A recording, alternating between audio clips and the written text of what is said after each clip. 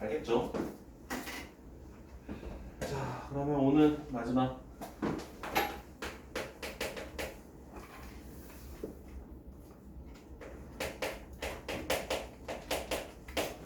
정적분의 활용 마지막 내용입니다. 자, 첫 번째 입체 도형의 부피.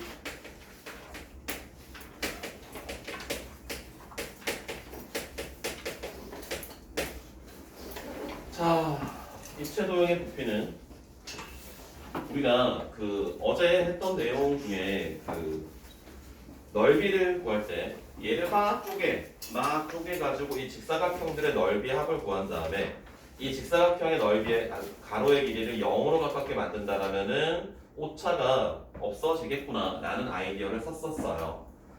자, 마찬가지 우리가 이제 원뿔의 부피를 찾을 때도 똑같은 과정을 했었죠. 밑면과 평행하게 막 잘라. 그래서 원기둥을 막 만들어 가지고 그 원기둥의 높이를 0으로 가깝게 만든다라면 오차가 줄어들겠구나 라는 아이디어를 쓴 겁니다.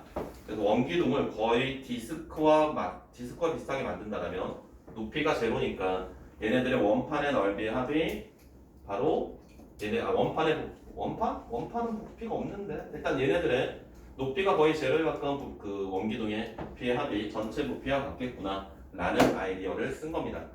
그래서 여기서 사용하는 아이디어도 뭐 동일한 건데, 자, 일단은 이제 그 원기둥, 뭐 원뿔, 뭐 사각뿔 그런 것들이 아니라 이제 어떤 식으로 등장을 하냐면 이게 x축, y축이에요.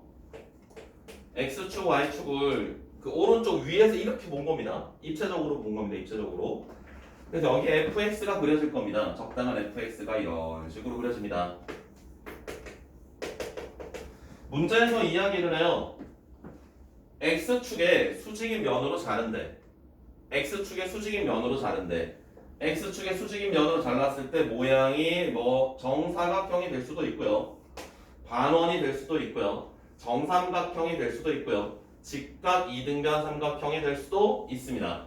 이 하나의 도형, 이 넓이를 우리가 SX라고 한다면은 x의 범위가 a에서 b까지 있을 때 얘를 x축의 수직인 면으로 잘랐을 때 만들어지는 도형이 만약에 정사각형이 된다라면 이 입체 도형의 부피는 얼만데 그럼 얘를 마찬가지 x축의 수직인 단면으로 잘랐을 때 이 정사각형들이 막 나올 겁니다.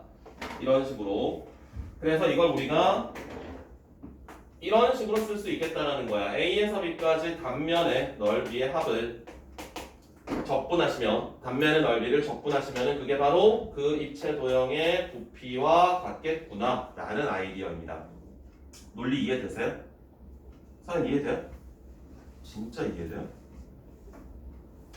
알아들어? 민서 이해돼? 민준 괜찮아? 안 괜찮아? 한번 볼까? 이게 만약에 뭐 y는 x제곱이 있다고 합시다. 이렇게 x축의 수직인 단면으로 잘랐을 때 만들어지는 게 정삼각형이 된대. 뭐 이렇게 하나 나올 거고요. 뭐 여긴 좀 더 크게 나오겠죠. 제가 X축이랑 수직으로 잘랐는데 어떻게 정삼각형이 생겨요? 와, 이거 입체도 그리기 겁나 빡센데? 시도는 해볼게요. 어떻게 그리지 입체도형으로? 이렇게 생겨요. 이렇게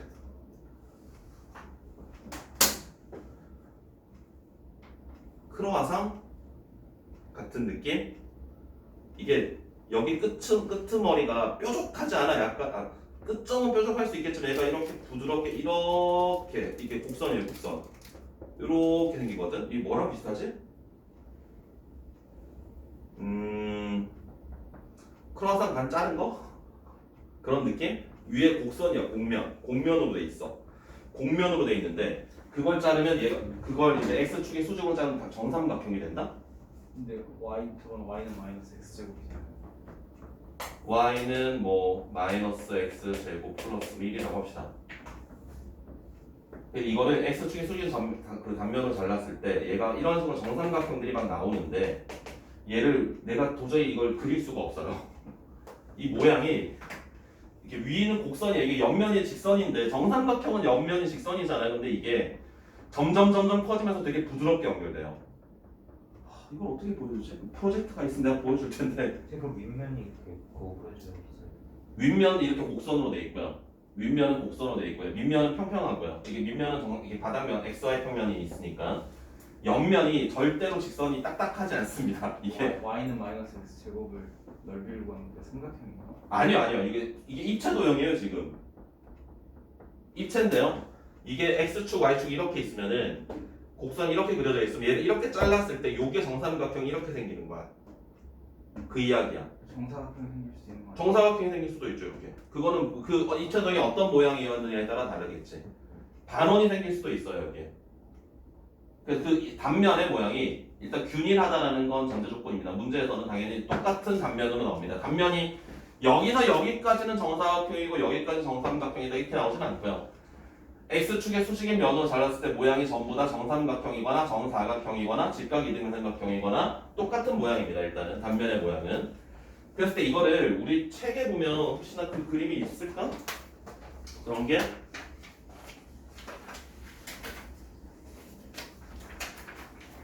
없네요. 그림으로는 없네요. 그림이 있으면 참 좋은데 300번 아니고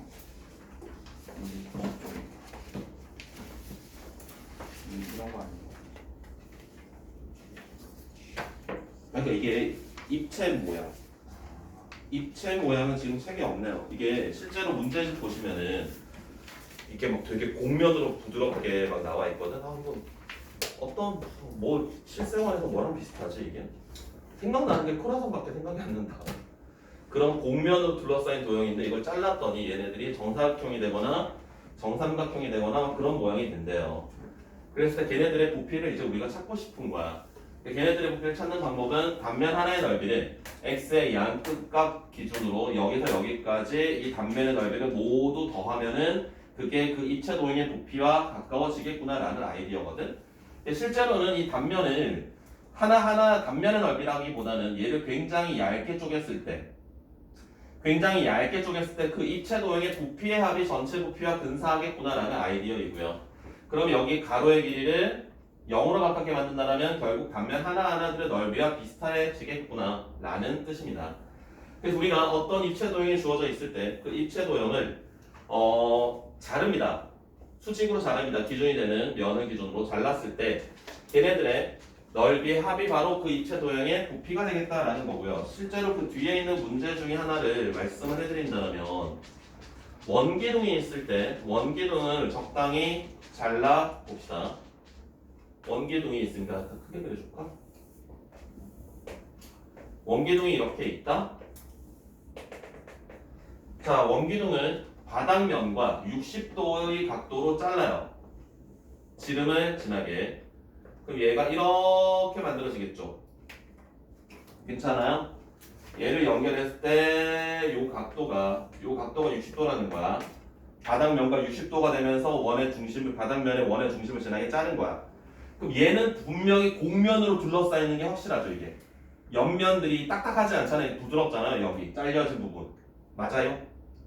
그럼 얘를 이 바닥면과 수직으로 자르게 되면 이 입체 도형은 어떤 식으로 표현되냐면 이런 직각삼각형들이 되거든. 이것도 마찬가지로 이런 직각삼각형들의 넓이의 합이 곡면이 되는 거야. 느낌 와요? 안 와? 얘를 잘라서 꺼낸 모양이 이렇게 돼가지고요. 얘가 이렇게 원으로 둘러싸있다는 이 논리는 확실하죠. 이거는 받아들여지지? 그럼 얘를 바닥면에 수직으로 이 지름이라고 할까요? 이 지름의 수직으로 자르게 되면은 그 단면의 모양은 반드시 직각삼각형이 된다고요. 반드시 1대 루트 3대 2인 직각삼각형이 된다고요. 60도로 잘랐기 때문에 얘를. 그래서 이 직각삼각형들의 합을 구했더니 얘가 이런 곡면으로 둘러싸인 부분을 표현할 수 있다는 거야. 아이디어가. 괜찮아요? 그래서 여러분들이 생각을 할 때 나도 처음에 배울 때는 되게 와닿지는 않았었는데 어떻게 다각형의 넓이를 다 더했을 때 그게 곡면이 만들어지는지 도무지 이해가 되지 않았었지만 받아들일 수 없었지만 실제로 여러분들이 이제 그림을 그려보시면은 그래 그 뭐야 프로그램을 이용해서 그려보시면은 그렇게 그려지는 게 보여집니다. 그래서 부피 입체도형의 부피를 찾는 방법. 단면의 넓이 하나를 구한 다음에 그 넓이를 주어진 구간에서 적분하시면 그게 바로 입체도형의 부피가 되겠습니다. 자, 그러면 부피를 먼저 풀고 거리를 합시다. 부피 문제를 먼저 풀고 필수의 제 9번입니다.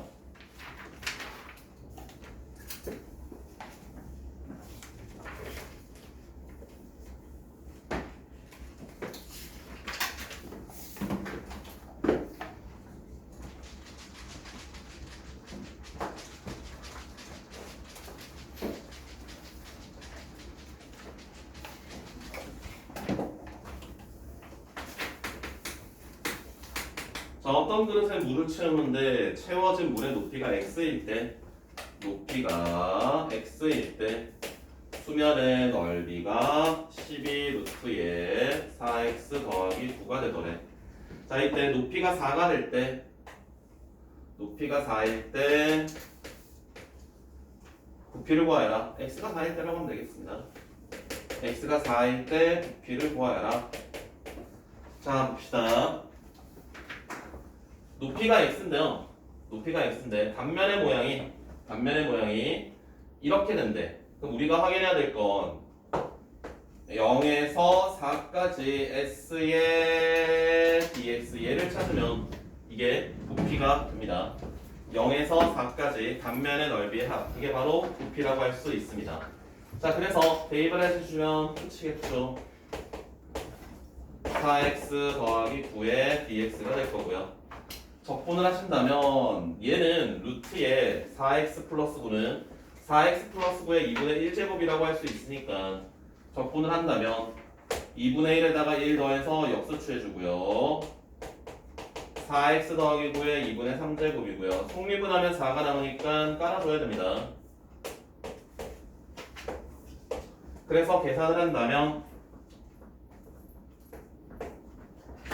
4를 대입을 하면 16, 25, 5의 제곱, 그러면 제곱이랑 2분의 1, 1제곱이랑 날라가고 가겠고 5의 세제곱이 125니까 얘네들의 부피는 250이라고 할 수 있겠습니다. 아니네.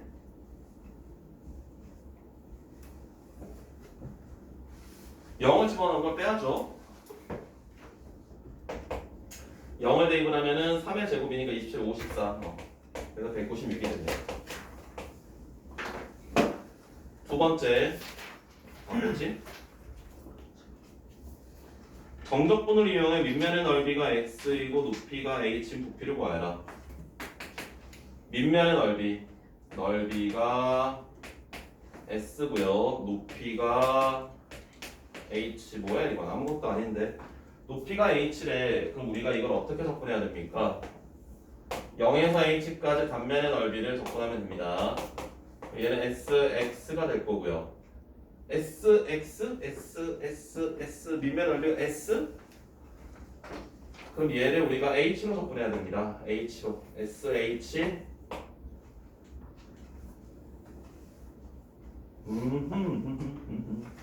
원뿔이라고 했죠. 아, 사각뿔이구나.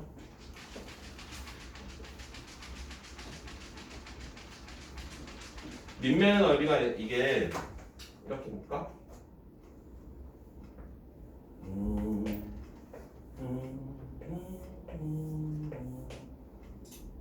할까요? 세워서 하자. 세워서 사각뿔이 있습니다. 사각뿔이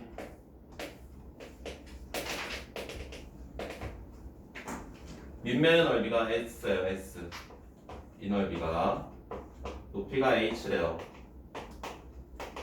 그럼 얘네들의 부피를 찾을 때 어떻게 찾아야 되겠습니까? 얘를 균일하게 잘라. 이걸 잘라. 그럼 얘 넓이 하나를 우리가 sx라고 한다면은 sx를 지금 여기서 여기까지 모두 더하시면 됩니다.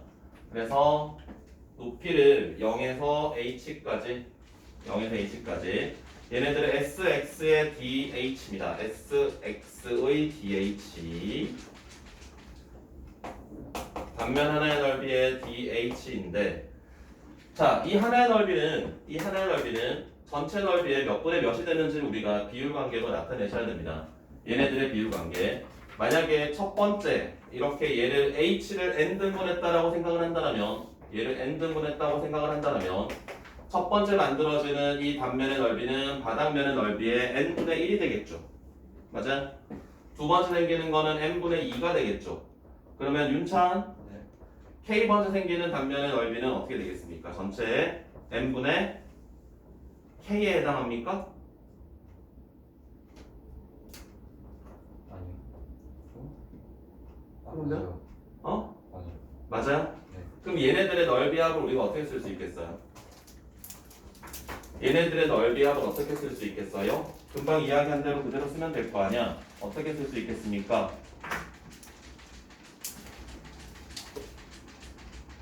K번째 넓이가 어떻게 나온다고요?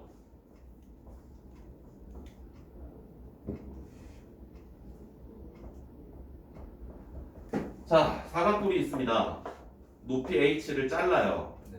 n등분해요. 첫 번째 만들어지는 단면의 넓이는 바닥면의 넓이 얼마가 되겠어요? K분의 다시 잘 들어.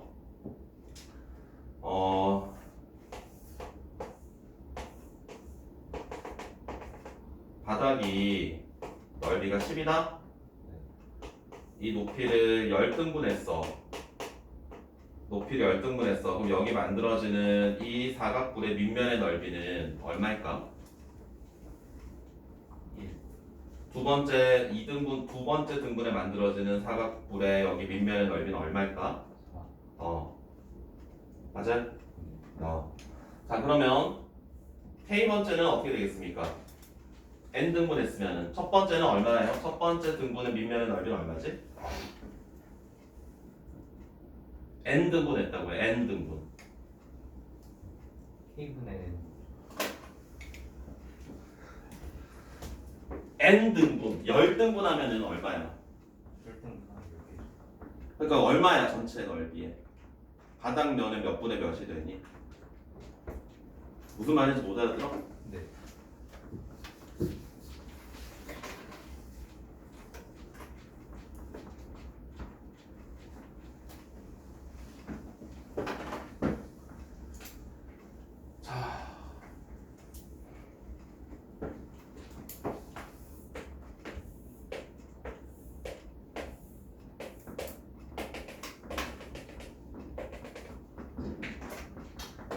높이가 h인데 같은 말을 계속 높이가 h인데 아니 말로 뭐 말로 하면 뭔지 모르겠어. h를 n 등분 할 거야. n 등분.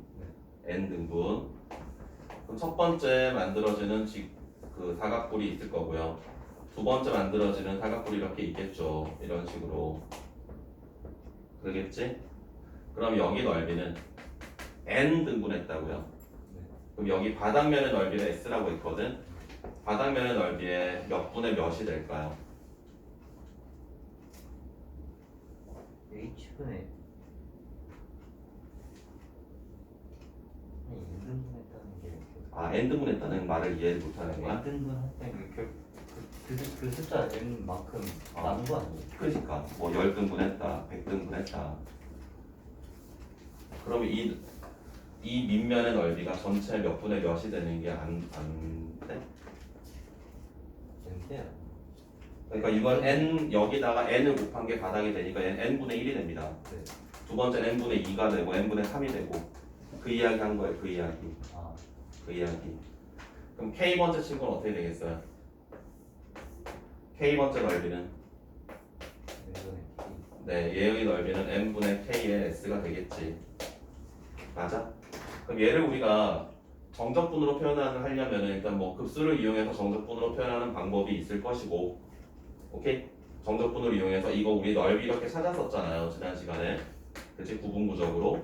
그래서 이 넓이 하나에다가 높이 n분의 h 곱해가지고 이런 식으로 했었지. n분의 h 곱하기 얘 하나의 넓이. 얘 하나의 넓이는 뭐 n분의 k의 s가 될 거고, 여기다 시그마에 k의 1에서 n-1까지 리미트를 때려주면은 이게 바로 전체 부피가 될 거야. 그래서 얘를 뭐 K가 아닌 문자들 앞으로 꺼내가지고 정적분으로 바꿔치기 할 수도 있죠. 급수와 정적분 사이의 관계. 또는 K로 바로 나타낼 수도 있었습니다. 오케이? 그래서 한번 써볼까? 써줄까? K의 1에서 n-1까지 갈 때 SK n분의 K의 S 곱하기 n분의 H 얘를 하시면 이거 어떻게 됩니까? 앞으로 튀어나가면서 리미트에 n-n이 무한대로 갈 때 n제곱분의 h에다 sh라고 할까? sh 곱하기 시그마 k는 1에서 n-1까지 k라고 쓸 수 있죠. 그럼 얘는 넓이가 얼마가 됩니까? 얘 그 시그마 값이 얼마가 됩니까? 2분의 n 플러스 1인가요? 맞아? 그럼 얘를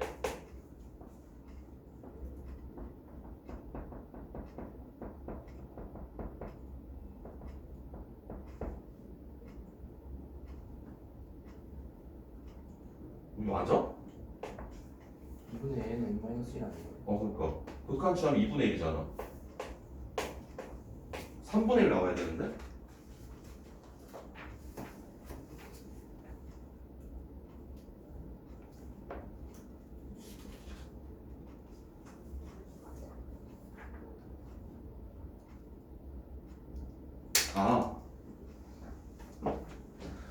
네.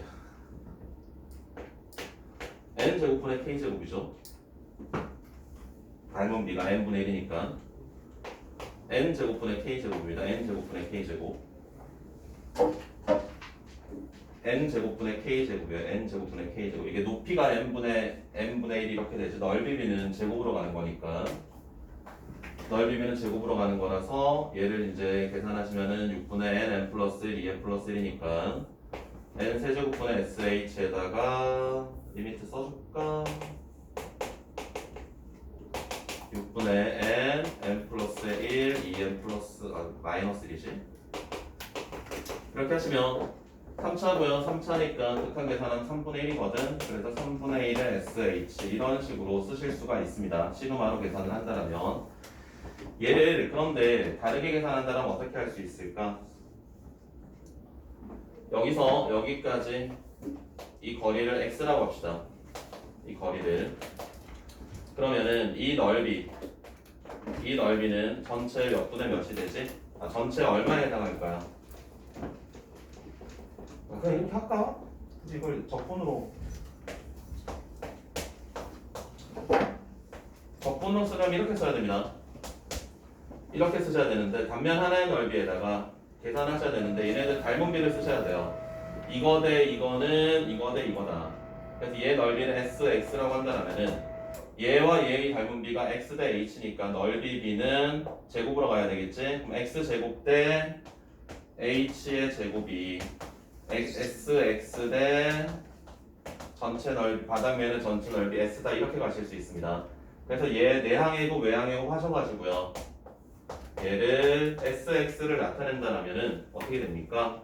h제곱분의 x제곱의 s 이렇게 쓸 수 있거든?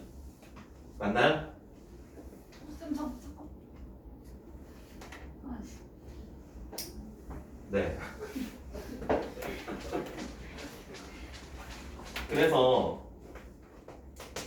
적분 변수가 x니까 맞나요? 그러면 얘는 h제곱분의 x제곱이고요. 적분 변수가 s고요. 적분 변수가 x니까는 3분의 1의 x의 세제곱으로 나올 거고요. 적분 구간이 0에서 h가 될 거예요. 그래서 대입을 해주시면은 3분의 1의 sh 이런 식으로 쓸 수 있습니다. 그래서 얘를 닮음으로 쓴다면 이렇게 할 거고요. 아까 우리가 했던 것처럼 어제 했던 거죠. 어제 했던 것처럼 급수를 이용해서 나타내면은 아까 시그마로 이용해서 나타낼 수가 있겠고요. 뭐 이거는 그냥 정의를 이용해서 여러분들이 원하는 대로 쓰셔도 상관은 없습니다. 어떻게 하시더라도 전부 다 옳은 풀이가 됩니다. 아무거나 해도 상관없습니다. 네? 어? 아닌데. 벌써 추워?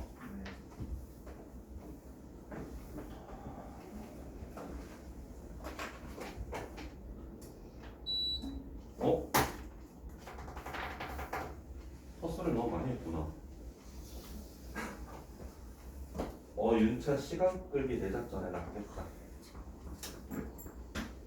그냥 얘기하고 넘어갈걸. 10번 봅시다. 일단 해야 되겠다. 1시간 컷이었는데 예상. y는 마이너스 x제곱에 플러스 x입니다.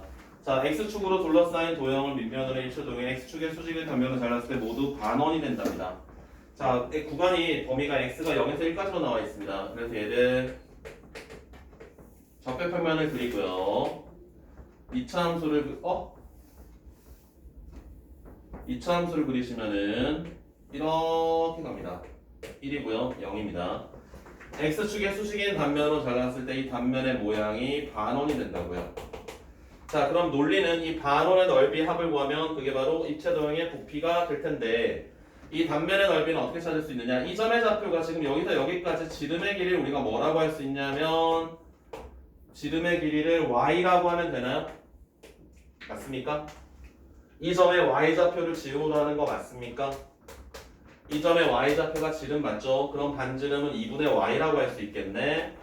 0에서 1까지 sx의 dx인데 sx의 반지름의 길이는 2분의 y가 될 거고요. 2분의 y를 제곱을 해서 파이를 곱한 다음에 반원이니까 반띵을 한 게 우리가 찾고자 하는 부피 맞아요? 반지름이 2분의 y야. 반지름이 2분의 y. 파이 곱하기 2분의 y의 제곱을 하면 원의 넓이가 되고요. 원의 넓이의 절반을 한 게 반원의 넓이가 되겠습니다. 2분의 파이 여기 4분의 꺼내면은 8분의 파이 인티그럴 앞으로 꺼내주고요. y제곱의 dx가 남는데 y제곱을 바꿔야 돼. y제곱을 바꿔야 돼. 뭘로? 얘를 제곱해서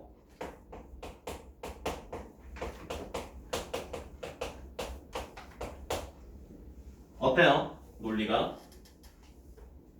원상 이해되니? 그럼 얘를 이제 접근하면 됩니다. 8분의 파이에다가 5분의 1의 x의 5제곱 마이너스 2분의 1의 x의 4제곱 플러스 3분의 1의 x의 3제곱 0에서 1까지. 그래서 1을 대입을 하면은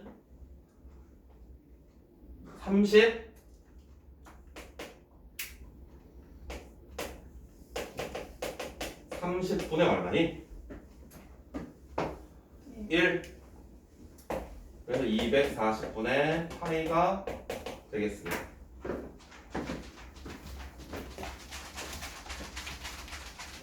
다음에 11번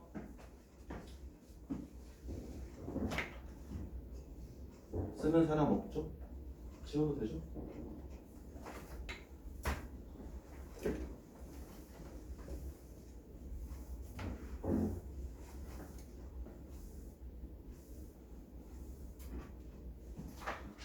아까 보여드렸던 겁니다. 아까 보여드렸던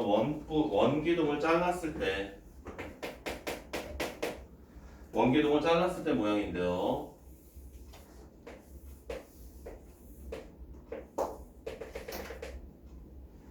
밑면과 60도가 되게 자른다는 겁니다. 반지름의 길이가 2라고 나와 있고요. 그 다음에 여기가 4래요. 부피를 찾으래. 자, 그러면 얘를 우리가 xy 평면으로 데리고 옵시다. 얘를 xy 평면으로 데리고 온다면 바닥을 그리면 바닥이 원이 되겠죠? 그 중에 반원만 그리면 됩니다. 반원만 2에서 마이너스 2까지 이렇게. 그 다음에 여기에 자른 입체 도형이 이렇게 만들어질 텐데 요각이 60도가 되고 여기가 수직이 된다는 거야. 괜찮나요? 자, 이 반원의 식은 어떻게 될까요? 이 반원의 식 x제곱 더하기 y제곱은 4라고 쓰면 됩니까? 반원의 방정식은. 자, 그러면 여기서 여기 길이는 y가 되죠. y에다가 루트 3을 곱한 게 되겠죠. 여기는 y가 되고요. 그러면 이 삼각형 하나의 넓이가 sx가 2분의 루트 3의 y제곱으로 쓸 수 있고요. 이 y제곱은 얘를 이용해서 바꿔치기 합니다. y제곱 자리에 4-x제곱을 넣어줄 수가 있다는 거야. 그래서 우리가 해야 될 건 뭐냐? 인티그럴 마이너스 2에서 2까지 sx dx인데 마이너스 2에서 2까지 할 필요 없겠죠, 그지? 0에서 2까지 한 다음에 2배 해도 되겠습니까? sx 자리에 이거 넣어줄 거고요.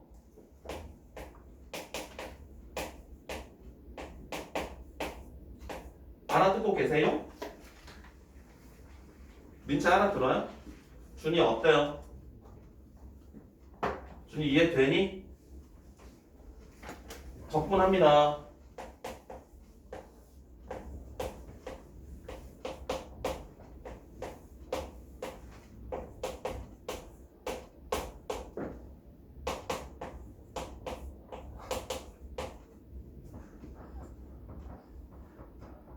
더워. 춥지? 네. 계산하면 얼마지? 3분의 8? 3분의 16인가요, 그러면? 맞나요? 그 밑에 있는 확인 체크들도 이거 원을 밑면에 있는 원 있죠? 그 원을 xy 평면으로 데리고 오셔야 됩니다.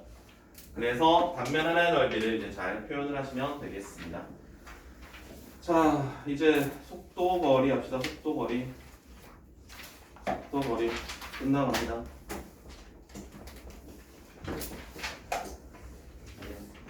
안 덥다 그러면 안 덥대.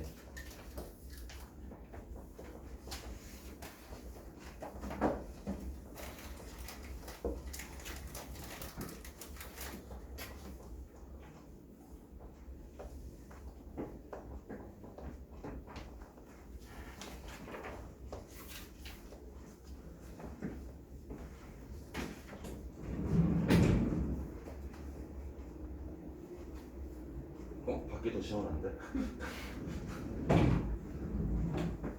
속도 그려볼게요.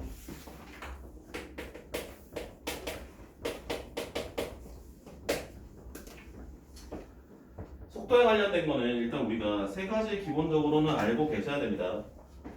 속도 그래프가 주어졌을 때 일단 우리가 세 가지 물어볼 수 있는 게 있습니다. 세 가지 물어볼 수 있는 게 뭐가 있을까요? 수투에서 하는 겁니다. 안 했나? 아직? 안 했겠구나. 수투에서 아직 마무리 안 됐죠. 그러면 속도 거리 그래프에서 일단 첫 번째 우리가 기억해야 될 게 위치의 변화량.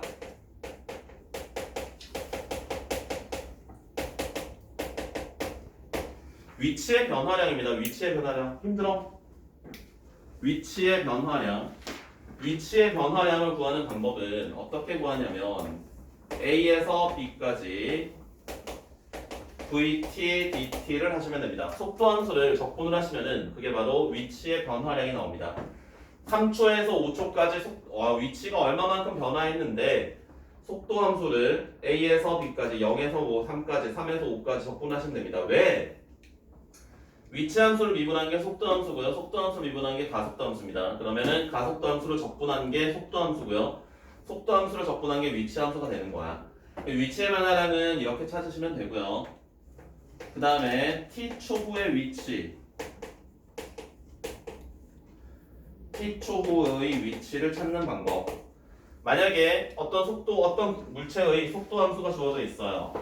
걔네가 뭐 5초 후의 위치를 구하라 라고 한다면은 우리가 0에서 t까지 얘를 적분을 한 다음에 여기 VT, DT라고 쓰면 좀 그러긴 한데 이건 다른 문자로 써야 되긴 하는데 뭐 5초 후에 위치를 구하라 그럼 0에서 5까지 적분합니다. 그런데 얘는 지금 뭘 알려주는 거냐면 5초 동안 움직인 위치의 변화량을 알려주는 내용입니다. 이게 위치의 변화량.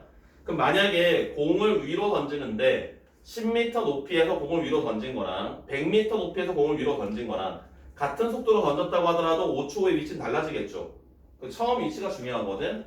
그래서 x0 처음 위치를 더해 주셔야 됩니다. 이게 얘가 처음 위치입니다.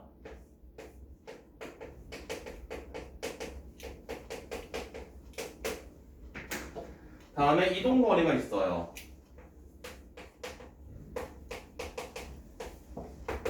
자, 이동 거리는 속도함수를 절대값 씌운 다음에 적분해 주시면 끝입니다. 속도함수를 절대값 씌운 다음에 적분해 주면 끝입니다. 자, 얘는 지금 어디에서 벌어지는 운동이냐면 수직선상에서 벌어지는 운동입니다. X축으로 움직이는 한쪽 방향으로 움직이는 X축, Y축 평면상에서 움직임이 아니라 직선상에서의 움직임을 나타낼 때 우리가 이렇게 이야기를 하는데,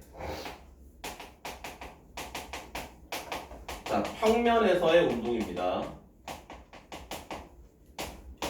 자, 평면에서의 운동은 위치 함수가 두 가지로 나와요.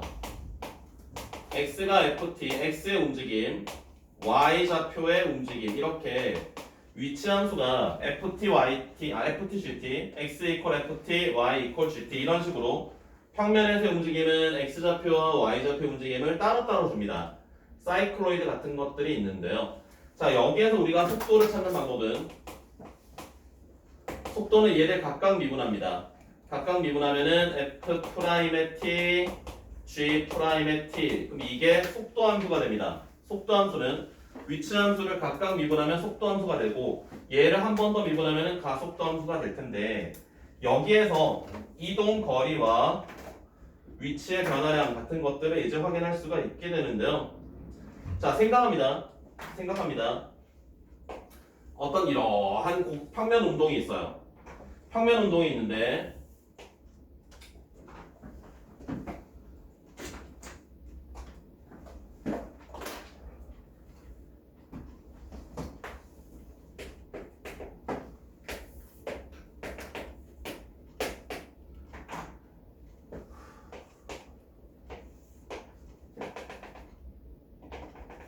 자, 얘를 잘랐다고 합시다.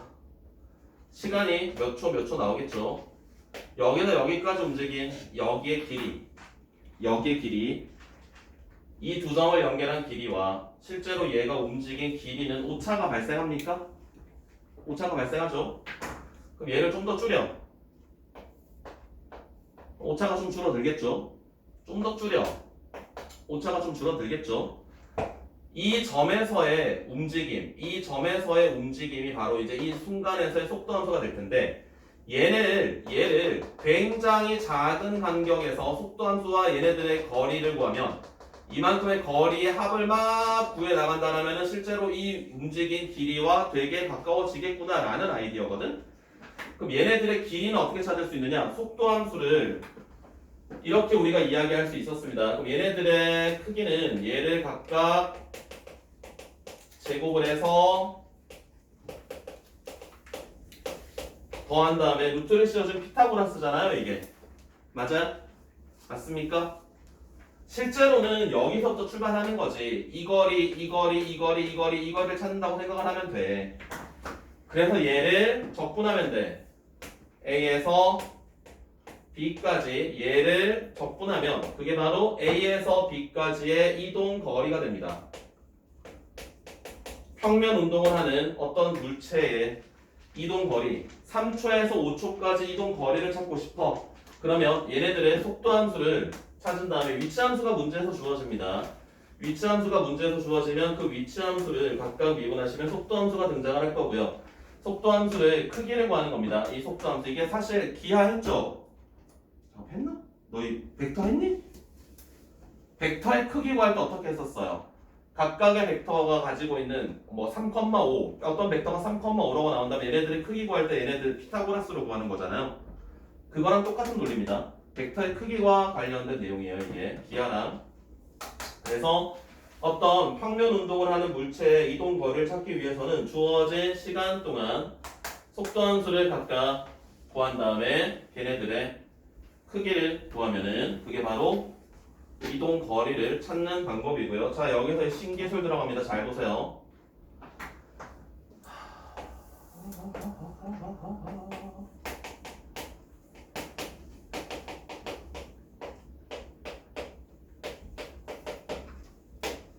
자, 이동 거리 구하는 방법이 어떻게 구한다 그랬지?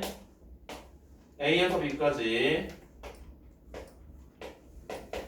F'T 제곱 G'T 제곱이라고 했는데 FT와 GT를 각각 제곱해서 F'과 G'을 각각 제곱해서 더하면 된다라고 했는데 F'의 t는 얘를 t에 대해 미분한 겁니다. 그래서 우리가 그걸 이렇게 쓸